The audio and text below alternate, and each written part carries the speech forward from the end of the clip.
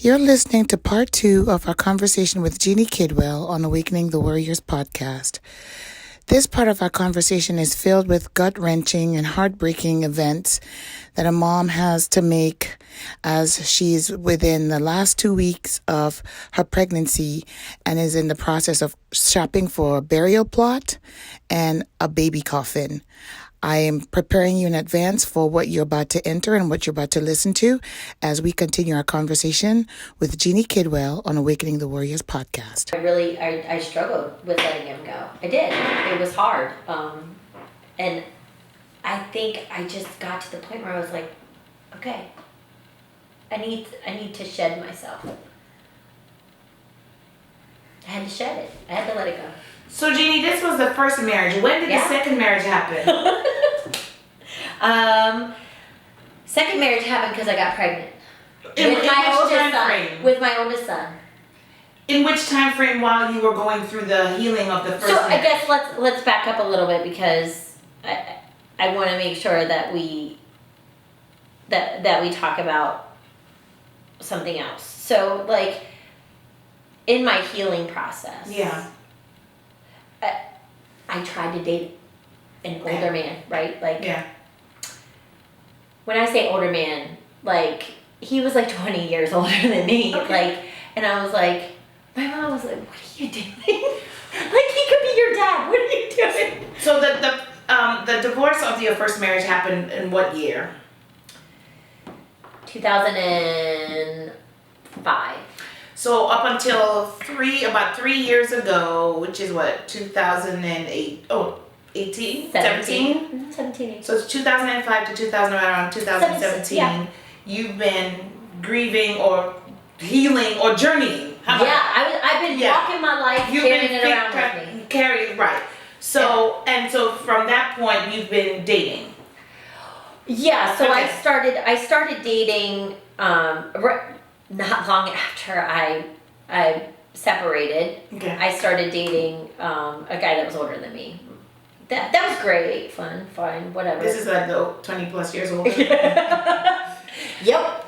I was like, his daughter and I were actually the same age. She was like a week younger than me. It was very odd. It was very, but whatever. It didn't work. I moved on. Journey. Right. Yes, you're in that path. Yeah. I'm learning as an adult what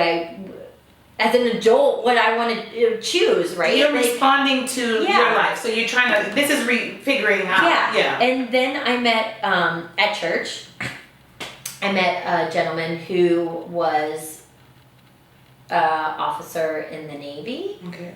He was a lieutenant commander and he was a dentist. And so here we go down that journey, right? And he was beautiful.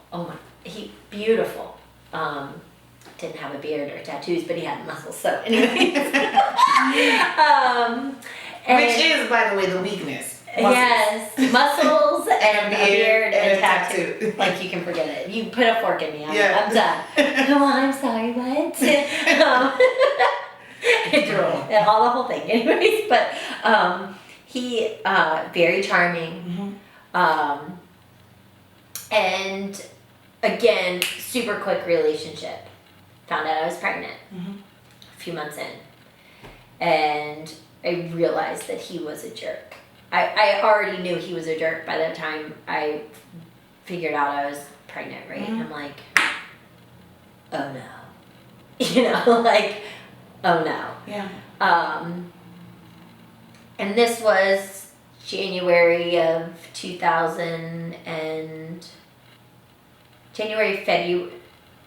I think it was more along the lines of February or March of 2010 or 2010. No, of 2006. So, my divorce had been final for a little while and I met him. Right. And so, I found out I was pregnant and I was like, oh no. And he was just unbelievably mentally and emotionally an abusive person. And I'm hoping that was my pregnancy brain that wanted me to, like, stick a pillow over his face in the middle of the night while he was sleeping. like to say that that's what it was, but I'm not sure. And so I'll just say, but I had that thought because it got to the point where I was like, you need to seriously shut up. But when did you get married to this? No. Okay. And so I found out, he and I ended up breaking up even while I was pregnant. I was like, leave me alone. Yeah. I want nothing to do with you. And then I went to my 16-week appointment, and I found out that, and it was around May. It was the beginning of May when I went to it, and I found out that very, that's at the point where you take your triple screening, which does for, like Down syndrome and a couple of other things, and they check your levels, and based on your age and where you are in your pregnancy, they decide if your levels are high or low and if you need to see a specialist. And I was like, yeah, whatever, wave it in, we'll do it. We'll do it. Yeah. I'm fine. And of course, I'm like super sick, but every woman is super sick, and like a lot of women throw up during pregnant, really sick. And so I didn't think anything about that. Nobody did. And so a week later, I get a call from my OB, and she was like, I have a couple of questions. And she never called me. So when she called me, I was like, why are you calling me? She was like, have you fallen while you've been pregnant? And I was like, no. And she had met the guy that I was dating and had gone around with him in the office because he was being a jerk while we're standing there. And she said, and used his name, did he punch you in the stomach while you've been pregnant? And I was like, no. I was like, why are you asking me these questions? She goes, well, I got your results back from your triple screening, and your levels are like 100 times higher than they should be. And I was like, well, what does that mean? I didn't even research the test. And she goes, well, it means that you need to go to a neonatologist, and you need to go to a neonatologist now. And she said, I'm going to have my office make an appointment for you. And I said, okay. And it was at Johns Hopkins, one of their incredible neonatologists that are there. And so I met with a genetic specialist and before I talked with the neonatologist all in one office. Yeah. And she kind of talked with me a little bit about what could happen and what this could be, right? So there were a bunch of options. None of them, it could just be that the test was wrong, right? Yeah. And so I was like, cool, right on. So when are we doing this ultrasound so I can see my baby and make sure that there's nothing wrong? My mom was there with me. And they start at the top of the head and they go all the way down. And that's how they check your baby in this case. And so the nurse came in, and she was the one who started it. And she started at the top of her skull, and she was like, oh, well, this is it. And they got to the top of the skull, like as she's, oh, there's your baby's face, blah, blah, blah. Yeah, okay. She got to the top of the skull, and she was like, okay. And there's the top of its head, all right. And I was like, okay. And then she's like, oh, there's its little, She jumped around to something else. Yeah. And I noticed that she was like measuring stuff. And she was like, well, let's go a little bit further. And then she got to her chest. And she was like, all right, okay. And then really quickly kind of like scanned, and I could see. And she was like, so I'm going to go get the doctor, and he's going to come back in. I was like, why are you stopping? And I was like, what's wrong with my baby? And I immediately started crying. And she was like, well, I'm going to go get the doctor, and he's going to walk you through everything, okay? And I was like, no, just tell me. Like, I did not want to wait. Even I just looked at my mom and was like, what's wrong? And she was like, I don't know. So the doctor came in, and he was so kind. Christian man. He had actually been at the Catholic hospital that's downtown for a really long time. And he was like, so we're going to start over. And I said, all right. And he goes, so this is your baby, the top of your baby's head. And I said, okay. And he goes, do you see this part? And he kind of highlighted a part of the top of her skull. And he was like, do you see how it's this color? And I was like, yeah. And he goes, there's nothing there. And I said, what do you mean there's nothing there? He was like, she doesn't have the top of, your baby doesn't have the top of its skull. Yeah. And I was like, what? And he goes, let's go down a little bit further. Stopped at the chest again and said, do you see how the space here kind of looks different? And I was like, yes. And he was like, your baby doesn't have a sternum. And I said, all right. And then he got down a little further and he said, do you see all of this? And I said, yes. He goes, your baby's small and large intestines, her stomach, and her liver are all on the outside of her body.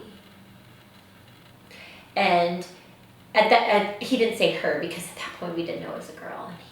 And I was just crying. I was like, what does all of this mean? Can you put it all back in? Can you just make her right? Like, as she grows, is it like the skull just not, like, what is going on? And I just had no idea what was going on. Like, I knew what he was saying, but I wanted him to say definitely what he was saying. Yeah. Like, I know you need a sternum. Like, I know that protects your heart. Like, I know that. Intellectually, I know that. Mm-hmm. And so he said, I can fix a lot of things, but I cannot give her a skull. And I cannot give her a sternum. He goes, and just with her liver being on the outside of her body, I can't put that back in because the liver expands when it's outside the body. It just continues to expand, and it will do that, and I won't be able to put it back in. Just that one thing. And at this point, I'm about 18 weeks. And I was like, well, no, I was about 17 and a half weeks, because I mean, he got me in like that. And I was like, so what does all of this mean? And he goes, do you want to know the gender of your baby? And I said, yeah. And I had only picked out a girl name. Mm-hmm. And he was like, it's a girl. And my mom and I started crying. And he goes, do you have a name for her? And I said, yes, her name is Caitlin. And he called my child Caitlin from that point on. He never called her your baby, she. He used her name. And I said, what does all of this mean? And he laid out my options. I could continue to carry her and see if my body would, but I was very sick. I mean, I was very sick. And he said, we can induce your labor. We can do an amnio and kind of see what's happening. And I decided on an amnio. Okay. Right? Why not, right? So come back in a couple of days, we're going to do an amnio. Okay. And so my mom stayed with me, and I woke up that morning that I was supposed to go and do the amnio, and I was like, Mom, do you think that if we prayed enough that God would heal her? And she stopped what she was doing, and she goes, oh, sweetheart, sometimes what we consider healing here on earth is not what God considers healing. And we can pray for healing, but the healing might look different. And I just looked at her and I said, okay. And I knew what she meant. And we got into the office that day for me to do the amnio, and I looked at my doctor and I was like, is it gonna matter? He goes, no. The answer's still gonna be the same. He goes, honestly, in my 20 plus years of practice, I've never seen a baby with this many anomalies be carried for so long. And I was like, well, does that mean there's something wrong with my body? And he goes, no, just the opposite. Your body is fighting to keep your baby. He goes, that's why you're so sick. What I didn't know was that in being so sick, my doctor had talked to my mom and said, look, if Jeannie carries this baby, her life is in danger. All of the internal organs being on the outside is like, she has toxic stuff going through her bloodstream, and you could end up losing both of them. So if she makes the choice to continue to carry her, we're going to have to tell her this. And I didn't know. When I made my decision, it was solely based on my daughter and what she would feel and what it would be like if I did carry her and what that would look like for her as a full-term baby. And I made the decision to induce my labor. So at 18 and a half weeks, I had her. And although it was an incredibly painful experience, holding her was magic. It was magical. And I don't remember, because I have pictures, because they did, Fairfax Hospital was wonderful. They took pictures of her. I remember her skin looking like mine. I don't remember her being red. So when my mom showed me the picture, I was like, that's not what she looked like. And my mom was like, yes, it was, Jeannie. She was like, what do you mean that's not what she looked like? Yes, she. And I was like, she wasn't red like that.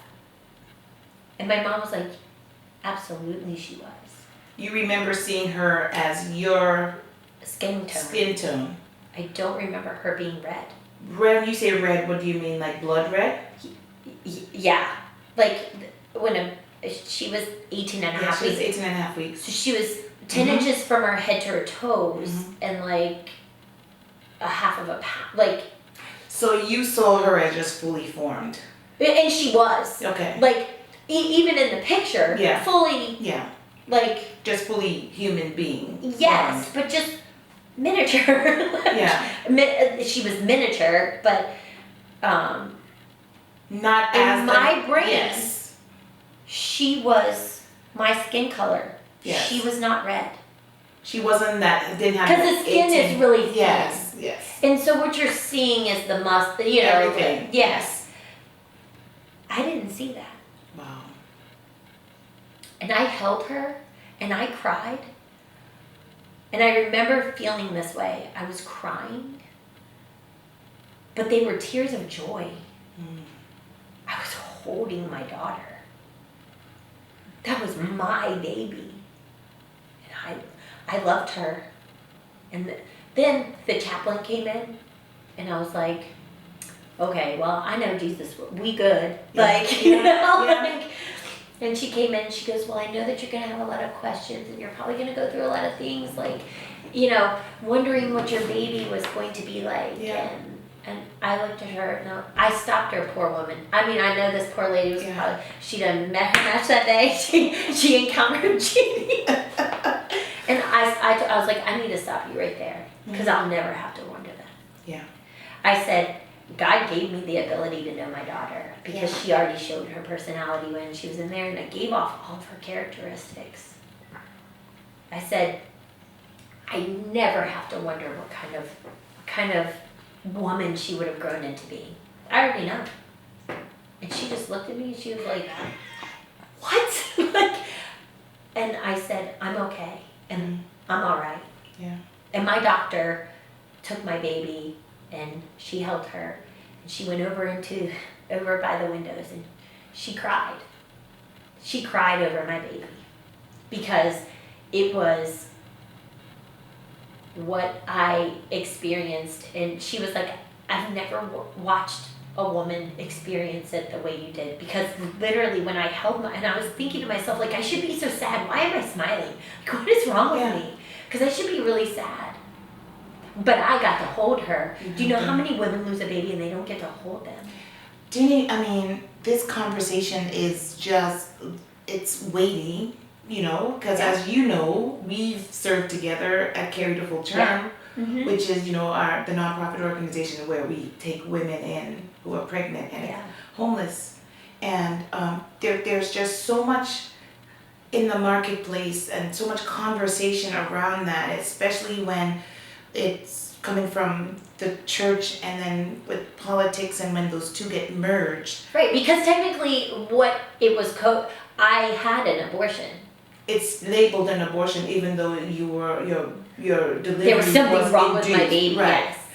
And but what I was gonna say is the stories like yours often get murkied up in these positions, and it dehumanizes the woman and the child because it becomes either religious talking points or political talking points that takes away from the value and the pain. Oh yeah. There's nothing pretty about and easy to hear about the beauty of the birth and your bonding with your daughter and the assurance and the confirmation that you received through your Because I child. was healing. Right. But there's nothing, to give anybody peace or comfort or what's the word I'm looking for? Like to make you To take the shame off of it. yeah, and legitimize your position when you are talking about a human being that I'm sitting right next to and barely being able to hold it together. I probably just have to pull out the tissues because I can't.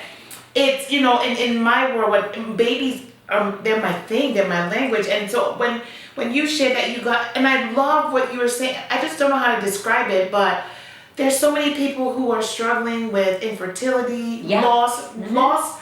A mother's loss is never often talked about, especially when that child is not carried to full term. Yes, because you ask yourself, did I really...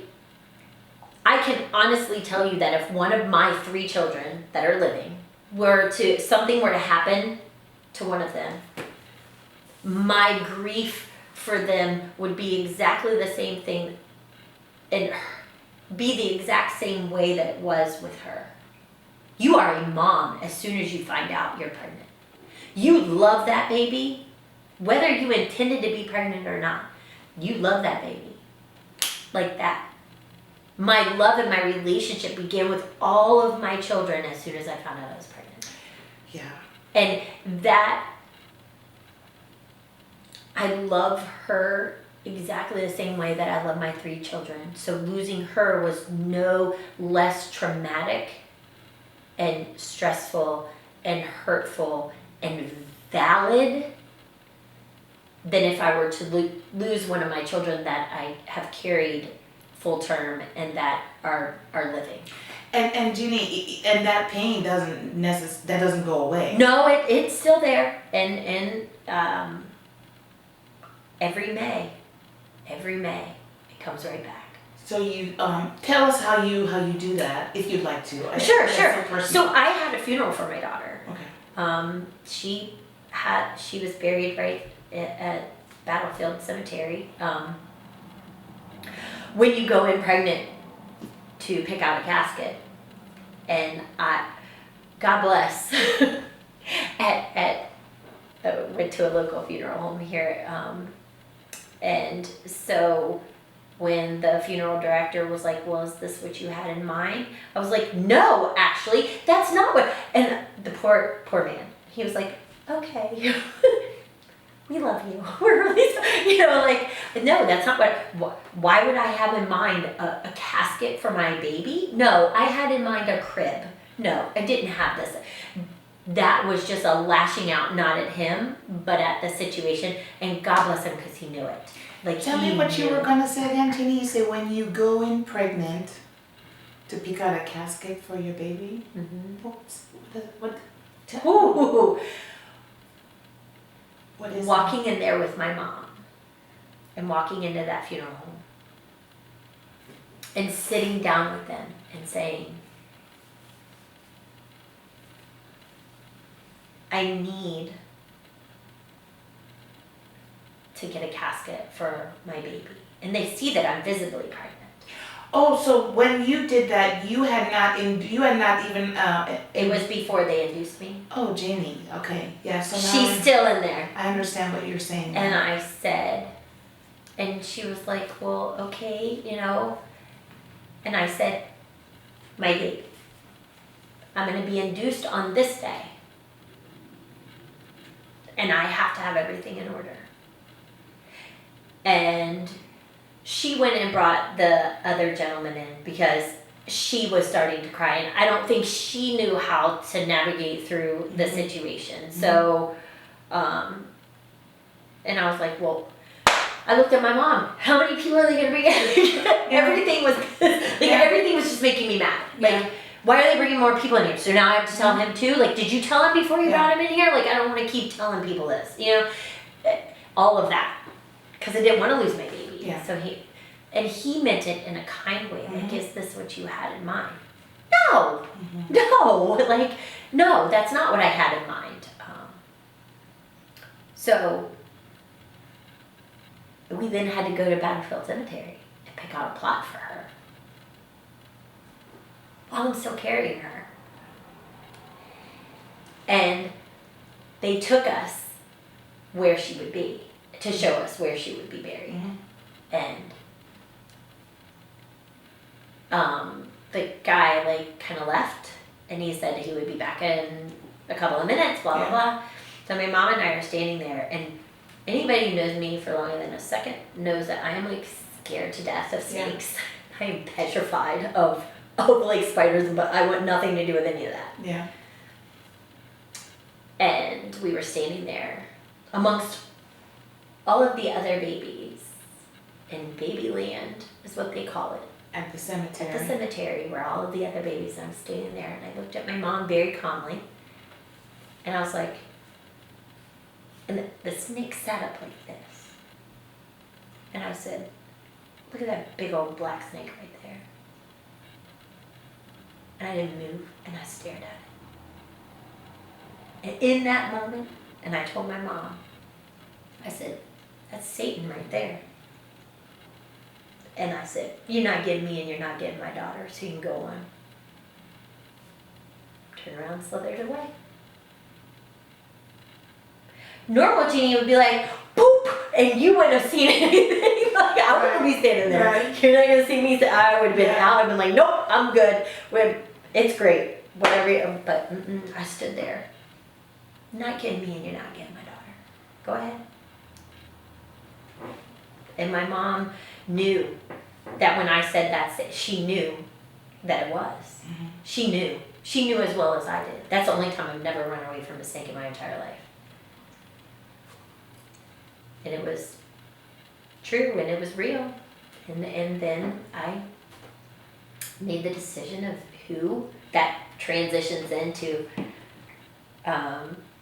my mom and dad's pastor of their church. They had moved down to Williamsburg, so I had been to their church a couple of times, and their pastor was really nice. He was such a nice man and had helped me through my divorce. I had had a conversation with him surrounding my divorce, and I told my mom, I said, I only want him to do Kaylin's funeral. I don't want anybody else.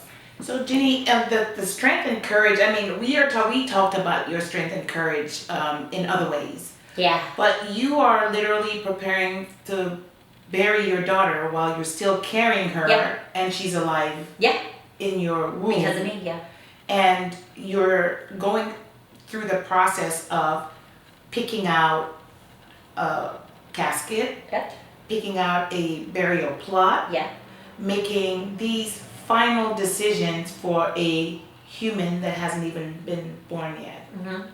Her blanket, her little clothes, everything.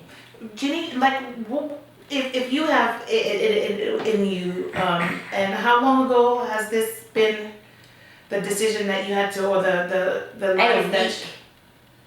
Are you talking about from the time I found out to having her? You could tell us that, yeah. That's about a week and a half.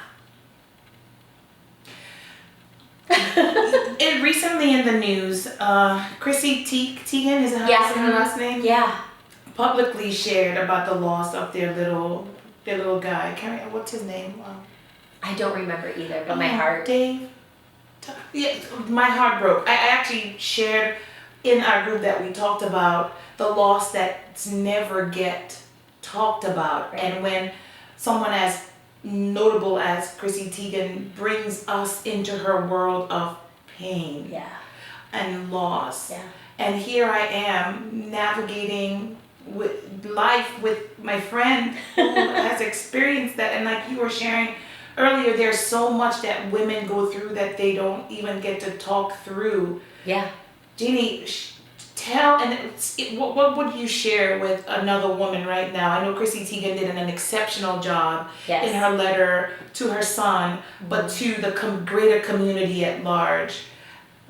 So a lot of people like, oh my gosh, I can identify with her story because she's at a level with greater reach. But here you are with the same reach in your local community. Share that. What's your, if you are able to share something, what would you share to that woman or that mom who have already maybe gone through that, is currently going through it, who is in the process of ongoing and continuously mourning, having to bury your child while you carry them. Yes. So it was my faith. My faith played a big role. I told my mom, and I've said it to more than just my mom, I've said it to pretty much everybody, the things that I've been through in my life, if I wouldn't have had my faith, I would legitimately need to be in a padded room. So I think the place that I always start is with my faith, because if it weren't for my faith, walking through just losing your child and having to make that decision, like we all go, if I had to make the decision to take one of our loved ones off of life support, basically that's what I was doing, right? Like, would you be able to do that? Oh, I couldn't do that. I couldn't do that. I couldn't do that. And here I am making that decision, and it was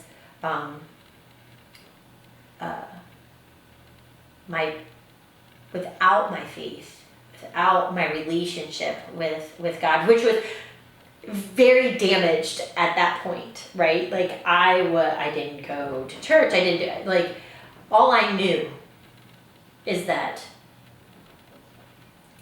I needed to pour myself back into that, and that who was guiding me through this was not me. Had nothing to do with me. It was totally through my faith and through God that I got through it to begin with, right? What did your support system look like? I was very lucky. I had my entire family, and when I say my entire family, my Uncle John called me. He was a police officer for the city of Manassas. And he said, do you want me to have everyone? And I knew who everyone was because I've known all of these officers my entire life. Do you want me to have everyone escort her to the cemetery? And I started crying. He goes, she's as much a part of our family as, you know, his mom at that point, and his brother, you know, all of our family members. And he was like, please, can I do that? And I said yes. So my daughter got a police escort. Like, that's how supportive. My milk came in the night before her funeral.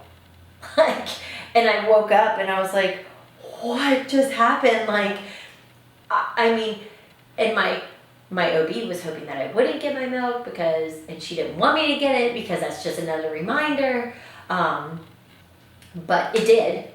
And I dealt with it. It was like, whatever, okay, this is all part of it. I'm just going to walk the journey. You know, that kind of stuff didn't bother me. But when it came time to, I told my mom that I wanted it to be their pastor of their church. And my mom and dad were very apprehensive about that. And I was like, no, I'm telling you. My dad was like, are you sure? Again, a Southern Baptist church. Are you sure you want? I don't know how this is going to be received, Jeannie. And I was like, I'm telling you, it'll be fine. And I understand what he meant, because technically I was having an abortion. It was a medically necessary procedure that was going to happen, but ultimately that's what it's labeled as. It's labeled as an abortion, but when when your doctors took you through the process, it was called like inducing your birth. Yeah, so they, you know. I just wanted to get those that understanding. But being the person that I am, I was like, so, because you hear, I mean, of course, all of the I was like, whoa. When we're talking about me having my baby, I need to understand what this looks like, because you are not going to do this, this, and this to my baby. Like, because that's all you hear, right? Like, you hear in media, through everyone about abortion processes. Well, you're not doing that to my baby. Right. You know, my baby's been through enough. I've been through enough. I don't want to imagine that. That was my biggest thing. And she was like, no. So she explained to me what would happen and that I would actually go into labor and have her. And I was like, okay. She was like, it's no different than I mean, a little different, but, you know, because they have to soften your cervix and all of that kind of stuff. So it's a little bit of a different process, but it doesn't involve anything invasive to me and absolutely did not involve hurting my baby. And so after you went through that, even when your dad asked you, it's because medically it's labeled an abortion. Yeah, and a lot of times the church will recognize it as that as well. And so what did that look like when you did speak to the pastor? Probably the most incredibly compassionate and loving conversation I've ever had in my life. Because his daughter had experienced losing a child early on in a pregnancy. And that began a bond with their pastor that to this day I still carry.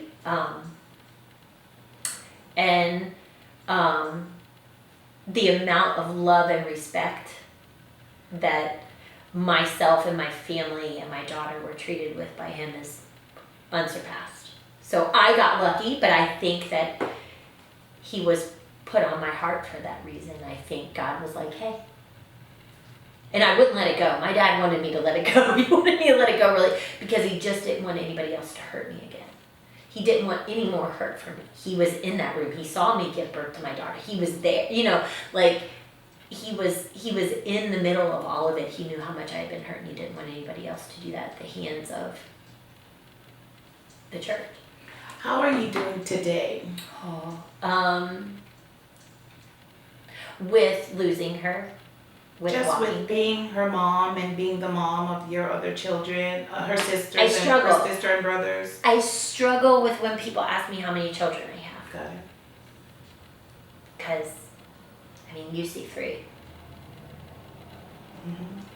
And your answer is 4. My real answer is 4, but I say 3, right? Because, but my children, because I'm very open and honest and direct with my kids.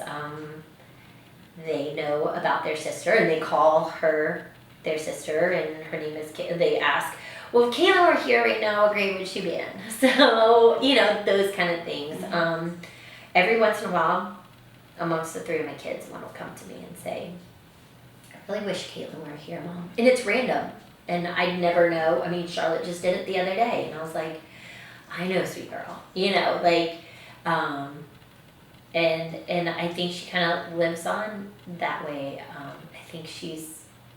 I think that I never wanted my kids to find out about her, like when I was sick or when I died or something, you know, like I didn't want family secrets to be like a thing, right? Yes. So. Oh, and that's a whole conversation. Right. Itself, and I wanted. Family secrets. Yes. I wanted her to know. I wanted all 3 of them to know. I wanted them to understand why the middle of May is a really tough time for me. Why I will all of a sudden just start to cry. Like, we take flowers there every year. Like, they'll ask me, Mom, can we take flowers to Caitlin? And it's like, okay, yeah, sure. You know, like, it's those kind of things. Yeah, so you know, she may not be here physically in presence, but she's memorialized. She is remembered. I have her footprint. My kids have seen it. Like, you know, all of those things that make it not a secret. Right. She's not a secret. Like, this happened to me. I don't want to hide that. I don't want to. There's a lot of don't talk about. I didn't want that to happen. Jeannie, I mean, throughout this conversation with you, I think I expected the conversation to go in certain ways, but I just find you to be the most courageous woman of great strength in a variety of ways, and I know we've talked about different types of strengths. I would like us to continue our conversation even deeper and delve even in other areas that really speaks to you've spoken well, and I appreciate you sharing about your experience. of, you've literally taken us a journey through like your life. Yeah. Your teenage years, your college years, your early years as a wife and as a military wife and as a young mother and as a mother who has lost a child, and you're giving a voice, and you're giving Caitlin, you're keeping Caitlin's memory alive, and she gets to be honored, and she actually gets to be acknowledged as to your children as their oldest sibling, Yeah. which is fantastic. And then you brought up, family secrets, which we're going to talk about, but not right now because that's a whole subject by itself. But I value the steps, like you've been very intentional in taking steps to ensure that you are a present mother, an honest person, an honest. But it didn't always seem like I was taking deliberate steps, right? To It you? seemed like a mess. To you. Yes. Okay. Maybe not to other people. Right. But in here, and in here, it felt like a mess. But to other people, it has seemed like, how did you do that? Right? Yes. But the inside is the part that's not the easy part.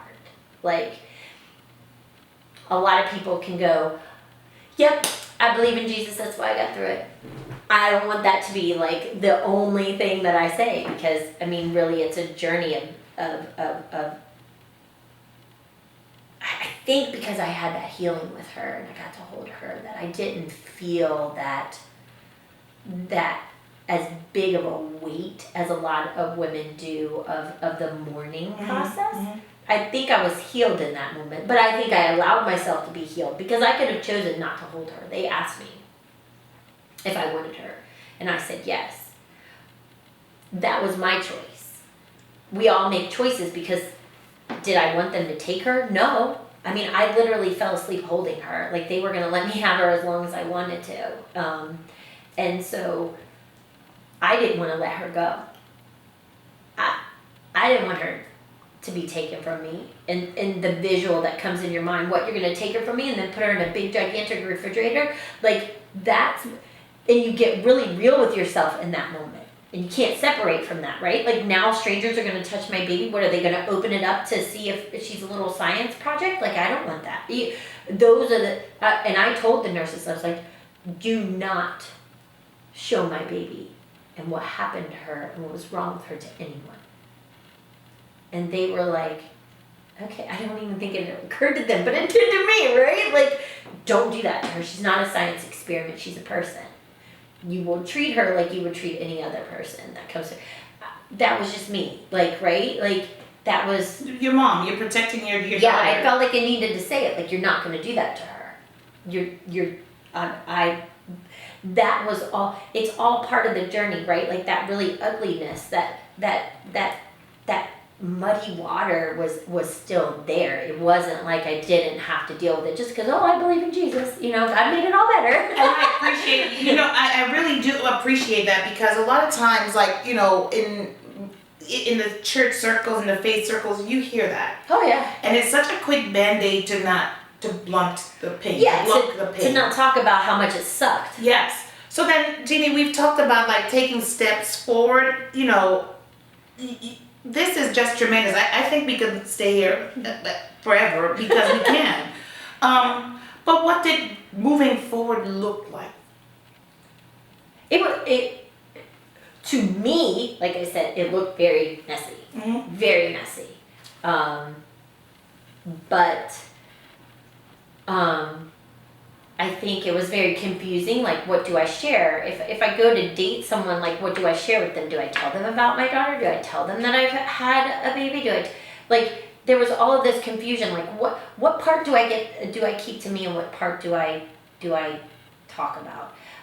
What's acceptable to talk about? Because not everybody wants to talk about that. Like, mm-hmm. Right? And not everybody wants to hear it. Not everybody's receptive to it. So I had to. But I wanted to talk about my daughter. I wanted to talk about her. I didn't want to be quiet about her. Why do I have to be quiet? Because that makes you... Like, there were a lot of things that... Well, do you have any kids? I was and I would just sit there.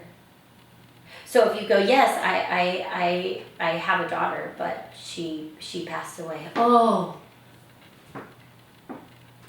How old was she? Well, actually, I was 18 and a half weeks pregnant. Then, you know, you're getting right? just the reaction. So what do you say? Yeah. I don't say a lot of things in order to make the other person comfortable. Do you have kids? And then it was so hard to say no. No. But in my mind, I'm going, yeah, I do. So did I just lie? Because I don't like liars. I don't like lies. I want to live authentically. So what part do I tell? What part do I not tell?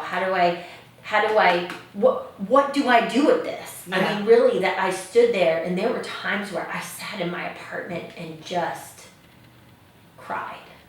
And you were in your apartment when this was happening. You were living by yourself. Yeah. Mm-hmm. And when did you begin to? So the other day I shared an article. My mom gave me her cat, so I wouldn't be all by myself. Your mom has just been your greatest anchor, right? I did not want a cat. But she did give it to you because she was like, but she loves you. I was like, no, I don't want a cat. But you have to meet your mom, Jeannie. Yeah. We just have to. Just like, you know, the things that she has been doing, and this, just like being a support. Oh, my mom, my dad are everything. Unconditional. Yeah. And I so appreciate that, because the example that we get, especially sometimes within our family, there are conditions that come with the way they. Yeah, no, we don't do conditions. I'm lucky. I mean, I have butthead tendencies. I'm really good at it, and like I can be the biggest brat in the world, and I mean, my mom will look at me and be like, "Okay, you're annoying right now," and I'm just not like. What she says is, "You're in that place again, and I love you. I'm not trying to, because I'll take something and twist it and make it negative like that. Like, I'm good at it. I'll be like, oh, really? So, she's like, you're doing it again, and you know that I didn't mean it that way, and you know it. And I knew you were going to take it that way, but I needed to say it, kind of. So we're really deliberate with how and my parents know me, and they kind of know, right? Like, they know. I just think that's incredible. It's a rare find. Mm-hmm. So Jeannie, I want to now go through the second divorce and see if we can come to the third divorce. Sure. And tell us about that. What does that look like? So it all kind of comes together, right? Because the very first Easter after, well, no, it was a couple of years later. So my parents continued to go to the church that they had in Williamsburg with that pastor. I continued to kind of foster that relationship when I would be down with them on the weekends and got to know him. And one, I think it was Easter Sunday, I was down there with my parents, and it was like a few years later, and it would have been in 2009, so it was about 3 years later. Mm-hmm. I was at church with them, and there was this guy sitting over on the other side. I was like, I've never seen him. And he didn't have a beard. Muscles? Ish. Tattoos? Yes. And so, I mean, what are you going to do? And I was like, well, he's kind of cute. But then he kind of had that thing about him, right? Like, it wasn't that he was beautiful, or like, it wasn't that. Mm-hmm. It was that thing, right? You could tell he had that thing. And so my mom, when we're all supposed to go around and say hi and shake hands, here she comes, bring him over. I'm like, oh my God. She probably caught that you caught him. I was like, you looking at him. I was like, Mom, come on. And she was like, so Jeannie, this is so-and-so. He's Pastor so-and-so's son. And I was like, hi, nice to meet you. You know, like, really, Mom? That's awesome. We have to meet your mom. Oh my gosh. We have to meet Jeannie's mom. You'll be like, you two sound alike. You two look alike. This woman. And so I was like, thanks, Mom. And I looked at her when he walked away. I was like, awesome. And she goes, yeah. I was like, no, not really. And so he like walked away, and that was that. And after church, I always went and said hi to his dad and gave him a hug. And he was like, "Oh, have you met my son?" Yeah, I did. We shook hands, my mom, and he was like, "Oh," and we had another brief conversation, and then of course social media. He found me on Facebook and sent me a friend request, and we just started having a conversation. Then it turned to exchanging phone numbers and all of that good stuff, and ta-da! He was like, "So when are you going to be at your parents' house next time?" I'm like, "Well, oddly enough, this coming weekend." "Oh, well, I'm going to be there too. You want to hang out?" "Sure. Why not?" And how long did that last? Because you have to ask, right? Well, that became my second marriage. Okay. And so I found out I was pregnant with Blake, my oldest son. Mm-hmm. And I loved his dad so much and had so much respect for him. I was like, this is going to be disrespectful to him and to his church if I don't. And so I felt like I kind of had to. If you had to get married? Mm-hmm. Okay. And I knew, like, I was already feeling like this thing between the two of us is not, like, I'm going to be very blunt. Like, I wasn't trying to, like, marry anybody and be serious with anybody to begin with when I found out I was pregnant with him. So I was like, cool, right? Like, I was doing my thing. And a lot of women do that. It is what it is. We all make decisions. I made that decision. I knew full well that pregnancy is a byproduct of having sex with someone. And of course. So I accepted that. But I did marry him, and he revealed that everything that he pretty much told me was a lie. And here I sat, pregnant, and I guess he thought because I was pregnant and like married to him, that I was going to like stay. I screamed so loud that I was coughing, and he left and he came back and he was like, "Well, I think it's best for me to go back to my mom and dad's house." I do too. How far into the marriage were? Like a couple of weeks. So the marriage lasted how long? Because the Commonwealth of Virginia requires it had to be at least a year. So I couldn't even tell you what day we got married. I have no idea. I just know it was warm outside because I remember the dress that I wore. So you were married for like a couple of weeks, and then you separated. He went back to live with his parents. Yep. And then I discontinued communication with him because it just became unbearable. Like, it was unbearable. So you just lived apart, so to meet the state of Virginia's requirement for the year before you Yeah. initiated So the when I had my son, which would have been beginning of February of 2010, Sorry. I'll just take that out there. When I had my son in the beginning of February of 2010, like, I didn't call him. I didn't call his dad. I wanted to be able to have some time to like get through it. He wasn't there at the birth. That was my choice. I just didn't want it, and I didn't want that for me. I wanted to be comfortable giving birth. Yeah.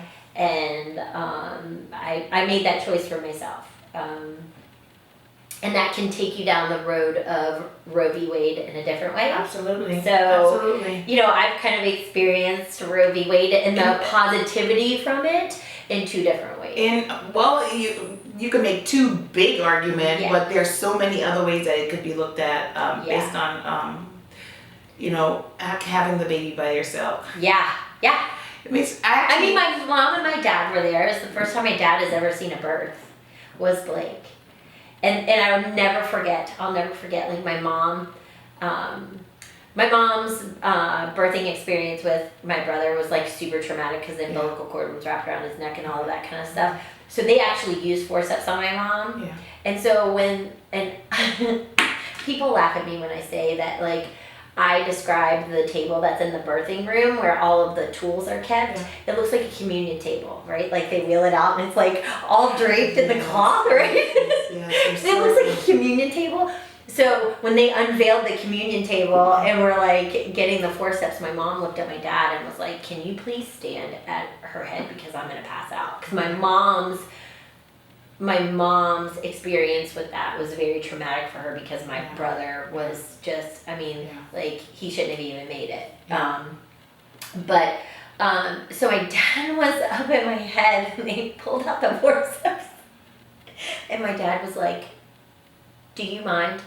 I've seen this on TV. I just want to know what it's like in real life because now they're pulling out the tools." And I was like, "I don't care, Dad." Like, so he wanted to know what it looked like when they used forceps. Yeah. Because it was like tools. Yeah. I was like, "I don't care, Dad." So my dad was totally curious about what happened when they used tools. But he asked me if I minded. I was like, "Dad, I don't care what you do right now. Like I'm pushing out a kid." How was your mom though when she saw that? After, when it was being used? She had to sit down. Did she pass out? No. Okay. But she used her breathing and really sat in it and made sure she was okay. And once they got Blake's little head out, like the rest of him just flew out and like my leg caught him. Like, he was, And so. That is pretty, like the birth of a child is one of the, I have had 4 children, but I've never seen myself get Right, birth. I didn't either. I want that. So, I want that vision of myself. Like mirror, no thank you. Yeah. Nope, I'm fine. But watching, like, it's literally an experience where the person that you're giving birth to, like, is fighting to be present. So it's an amazing thing to experience. See, and the way that I looked at it was, I really enjoy the birthing process. Mm-hmm.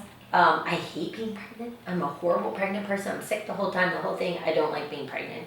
But I really looked forward to the birthing process because I became so connected with my body. Yeah. And it was like tunnel vision. Like all that was there was me and the doctor. That's awesome. And I heard and saw nothing else. Way. But I loved the process of giving birth and I actually look forward to it.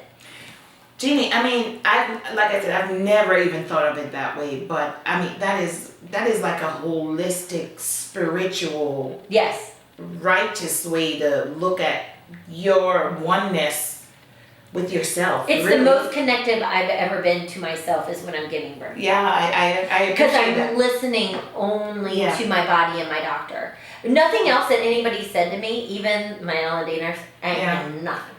Wow. Not a thing. That is, that's a pretty profound perspective. I actually will think on that because you just hit me with it right now and I need more time to process that. But I actually, so Jeannie, after the year passed, you have Blake. I went through, I will not lie to you, going through a custody thing. Wait. With an infant. So when did... He found out that I had the baby before I told him. That I had Blake before I told him. He found out because my dad, being the man of integrity that he is, when he was asked if I had the baby, couldn't say no.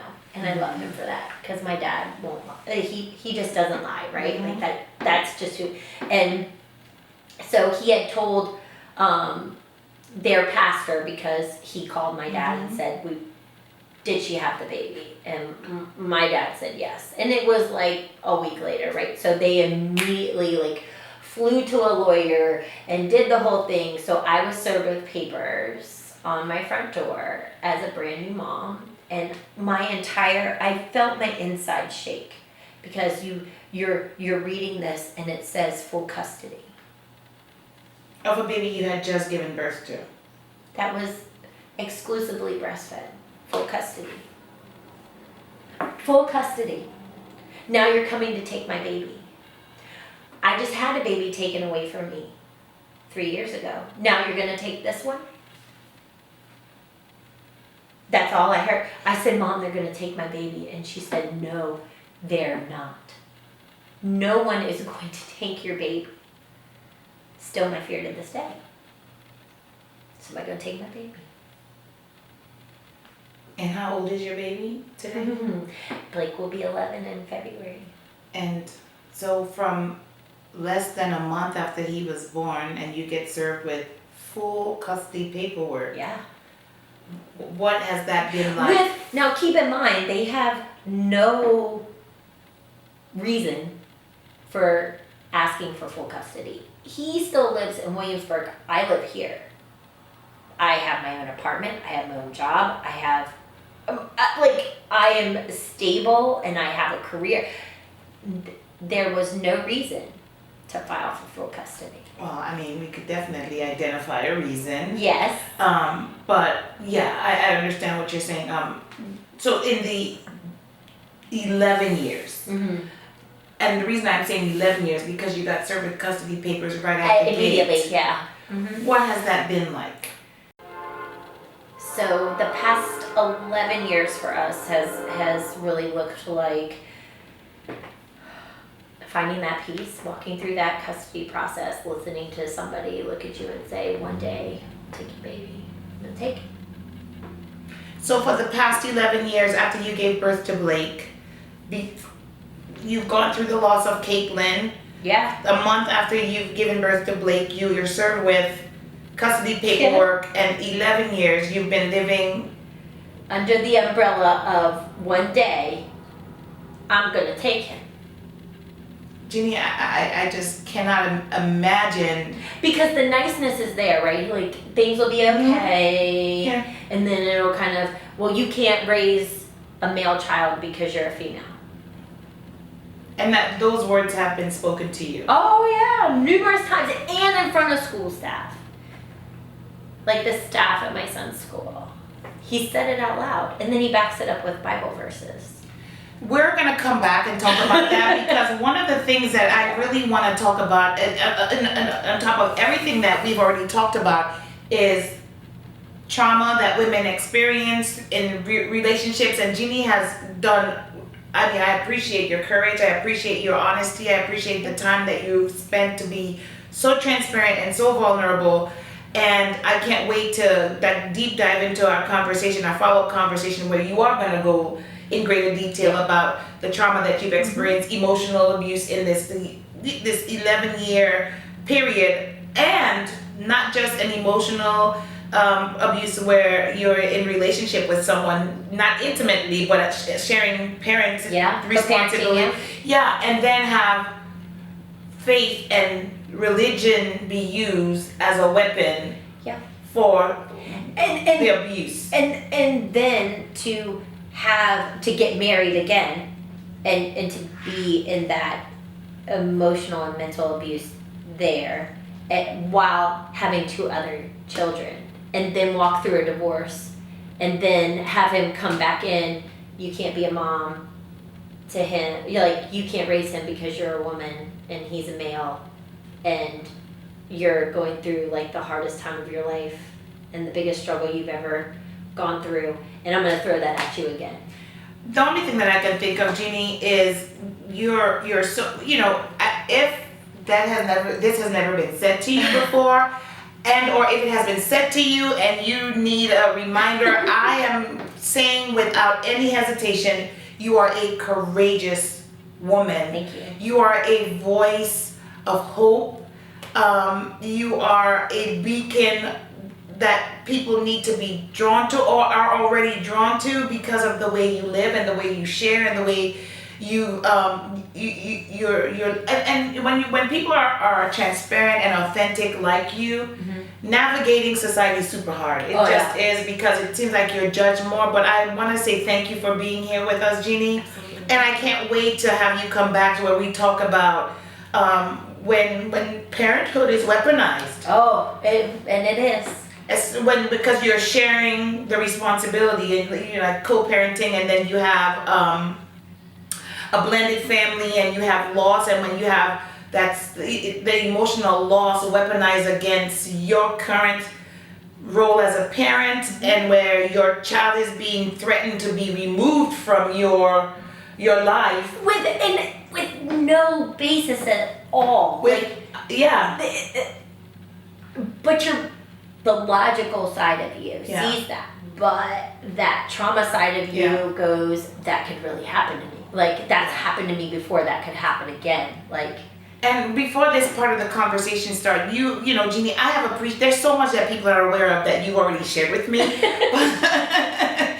I really want to revisit that conversation, and you just alluded to it, like that internalized trauma and how it affects the way you see yourself, the way you parent, the way you live, and the value you place on certain parts of your life. Absolutely. Thank you, Jeannie. Thank you for joining the Awakening the Warriors. I invite you to visit us at awakeningthewarriors.com just to get an introduction into what we're all about. But if you literally want to become involved and be a part of the conversation, you could join us in our Facebook group at facebook.com/Awakening the Warriors. There you will be in contact and you will connect with many women who are on their journey to healing, to just being in company with other women, in conversation with other women, where they're looking for a safe space to share, to be vulnerable, to share their passion, to share the steps that they've taken. Like you've heard with Jeannie right now, how she's had to travel and traverse these murky areas to live authentically and to be her authentic self. And as a result, we can't wait to meet her mom. I'm serious. Can't wait to meet her mom and dad.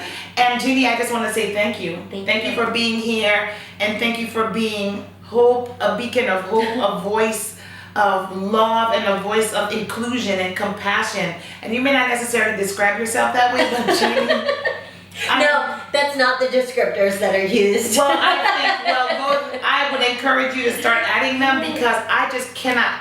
You know, I had my little tissue. I think I pull out my little tissue during every session, but I really, from the bottom of my heart, want to share with you, you are a light that people are drawn to, and I can't wait for your voice to be one that people hear, and I know you already have a passion to inspire people to grow and become true to themselves, true to their passion, and to walk. The other things that you've done, and I don't want to dismiss before we talk about that, how you've challenged women. You've done this all through our entire conversation. You have challenged women to walk shame-free. Yes, absolutely. To rid yourselves of shame and own everything about yourself and walk in the fullness of it. And oh my gosh, my heart has just knitted to yours, because I just, it's a courageous walk that you've been on, and I appreciate you sharing with us. I appreciate you allowing me to do it. I mean, this has been something that has been on my heart, and something that I wanted to do for a long time. I don't think that you're brought to something to be quiet about it. Because it's so cliche. Well, if I can just help one person, but I think that I went through this for a reason. And whatever that reason is, whether it's to help me grow or to help other people or to do it all, I'm down. That's what I don't want it to be in vain. Stay tuned, people. Stay tuned. Thank you for listening to Conversations with Franny. You can find this podcast where all podcasts are located, and also at our Awakening the Warriors website. Thank you so much.